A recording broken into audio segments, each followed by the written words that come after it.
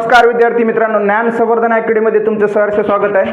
विद्यार्थी मित्रांनो, आजच्या व्हिडिओमध्ये आपण गणित भाग 1 चा दुसरा जो घटक आहे वर्ग समीकरण याच्यामधील सराव संच 2.5 याच्यामधला शेवटचा प्रश्न 7वा प्रश्न बघणार आहोत। प्रश्न आहे बघा, खालील प्रत्येक वर्ग समीकरणाची मुळे वास्तव व समान असतील तर k ची किंमत काढा। त्याच्यामध्ये पहिलं उदाहरण आहे 3y चा वर्ग प्लस ky प्लस 12 बरोबर 0 आणि दुसरं उदाहरण आहे kx कंसामध्ये x - 2 प्लस 6 बरोबर 0। तर आपल्याला ही दोन्ही पण उदाहरणे या ठिकाणी पाहायची आहेत। तर पहिल्यांदा आपण पाहूया नंबर 1 चं उदाहरण। तर नंबर 1 च्या उदाहरणाला पहिल्यांदा खाली लिहून घ्यायचं 3y चा वर्ग त्याच्यानंतर प्लस ky प्लस 12 बरोबर 0। आता या समीकरणाची ax वर्ग प्लस bx प्लस c बरोबर 0 यांच्याशी तुलना करायची।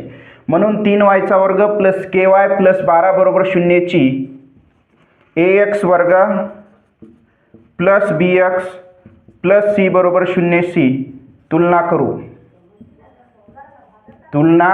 करू। a ची किंमत या ठिकाणी a बरोबर काय येईल 3, b बरोबर k, c बरोबर 12। तर आता ह्या ज्या किमती आहेत तर डेल्टाच्या सूत्रामध्ये ठेवायचं। डेल्टाचं सूत्र काय, b चा वर्ग - 4ac या सूत्रामध्ये ह्या किमती ठेवायच्या।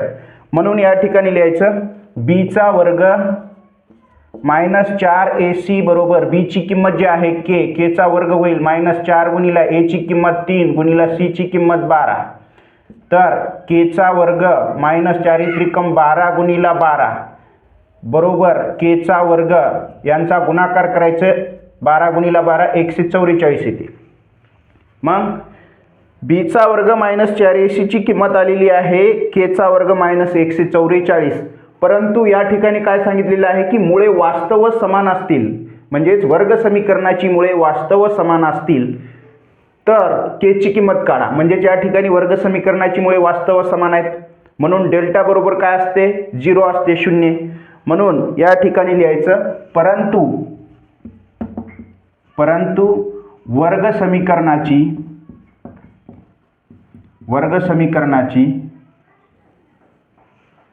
मुळे वास्तव समान आहेत।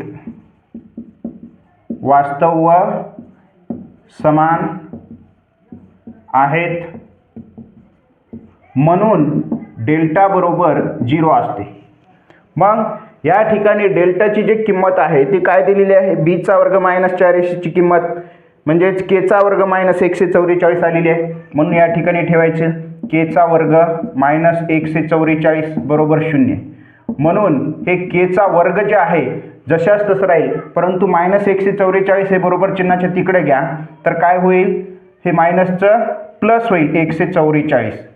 म्हणून k बरोबर आता k चा वर्ग बरोबर 144 आले तर k चं वर्गमूळ निघते, म्हणजेच 144 चं वर्गमूळ निघते। म्हणून k बरोबर या ठिकाणी वर्गमूळ प्लस आणि मायनस दोन्ही पण असतात। म्हणून k बरोबर काय, तर या ठिकाणी 12। म्हणून आपल्याला k ची जी किंमत आहे ती काय मिळते 12 किंवा -12। म्हणून या ठिकाणी लिहायचं, म्हणून k ची किंमत 12 किंवा -12 आहे। तर अशा पद्धतीनं आपण हा त्याच्यातला पहिला प्रश्न सोडू शकतो। तर पहिल्या प्रश्नामध्ये k ची किंमत काय आलेली आहे 12 किंवा -12 आलेली आहे। आता लगेच याचा दुसरा जो प्रश्न आहे kx कंसामध्ये x - 2 प्लस 6 बरोबर 0 हे आपण लगेच बघूया। तर हा प्रश्न तुम्हाला समजला असं गृहीत धरून आपण त्याच्या पुढचा प्रश्न जो आहे तो प्रश्न आपण या ठिकाणी सोडूया। kx कंसामध्ये x - 2 प्लस 6 बरोबर 0। आता हे जे समीकरण आहे पहिल्यांदा या ठिकाणी मांडू आपण याला kx कंसामध्ये x - 2 प्लस 6 बरोबर 0। आता याला काय करायचं, आपल्याला ax वर्ग प्लस bx प्लस c बरोबर 0 या स्वरूपामध्ये पहिल्यांदा मांडायचं। म्हणून या kx नी या कंसाला गुणायचं। म्हणून काय करायचं, kx नी या x ला गुणल्याच्या नंतर kx चा वर्ग होतो, kx नी -2 ला गुणल्याच्या नंतर -2kx होते, त्याच्यानंतर हे प्लस 6 बरोबर 0, हे 6 जशास तसं राहील। आता झालेला आहे ax वर्ग प्लस bx प्लस c बरोबर 0 या स्वरूपामध्ये झालेला आहे. मग या समीकरणाची आता ax वर्ग प्लस bx प्लस c बरोबर 0 यांच्याशी तुलना करायची. म्हणून kx चा वर्ग मायनस 2kx प्लस 6 बरोबर 0 ची ax वर्ग प्लस bx प्लस c बरोबर 0 ची तुलना करू.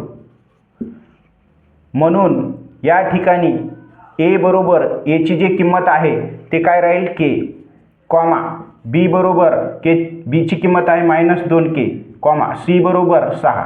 आता ह्या जे किमती आहेत तर काय करायचे, सूत्रामध्ये ठेवायच्यात. तर सूत्र काय आहे, डेल्टाचं सूत्र ठेवायचं b चा वर्ग मायनस 4ac. म्हणून या ठिकाणी ठेवायचं b चा वर्ग मायनस 4ac बरोबर b ची जी किंमत आहे मायनस 2k आहे, तर त्या 2k चा वर्ग होईल मायनस 4 गुणिला a ची किंमत k आहे गुणिला c ची किंमत 6 आहे. मग या मायनस 2k चा वर्ग करायचं. मायनस 2k चा वर्ग जर केला तर तो प्लसमध्ये येतो 4k वर्ग. त्याच्यानंतर या 6 आणि 4 मध्ये गुणाकार करायचा, k जशाच तसा राहतो म्हणजे साइन चौक 24k होतात.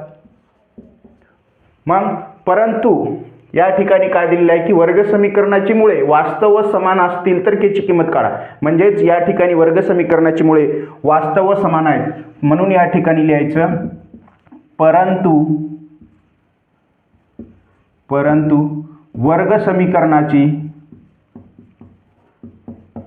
समीकरणाची मुळे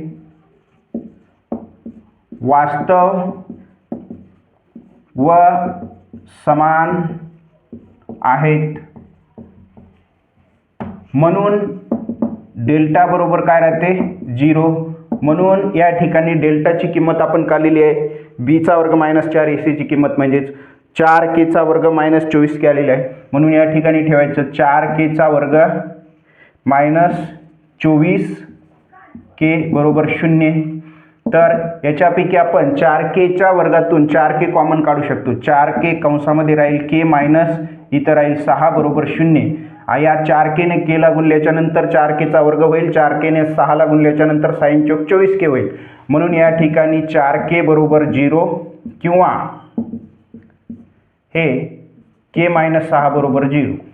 म्हणून आता 4k हा गुणिला इकडे भागीला झाल्याच्या नंतर आपल्याला k ची किंमत काय मिळते 0, किंवा या ठिकाणी k मायनस आहे बरोबर चिन्हाच्या तिकडे घेतल्याच्या नंतर काय होईल प्लस. म्हणून आपल्याला k ची जी किंमत आहे 0 ला काही महत्त्व नाही. म्हणून या ठिकाणी k ची जी किंमत आहे आपल्याला काय मिळालेली आहे 6. म्हणून खाली लिहायचं k ची किंमत 6 आहे. तर अशा पद्धतीनं हा 7व्या प्रश्नामधला दुसरा प्रश्न सुद्धा आपण सहजपणे सोडवू शकतो. तर या ठिकाणी आपला हा पूर्ण सराव संच 2.5 संपलेला आहे.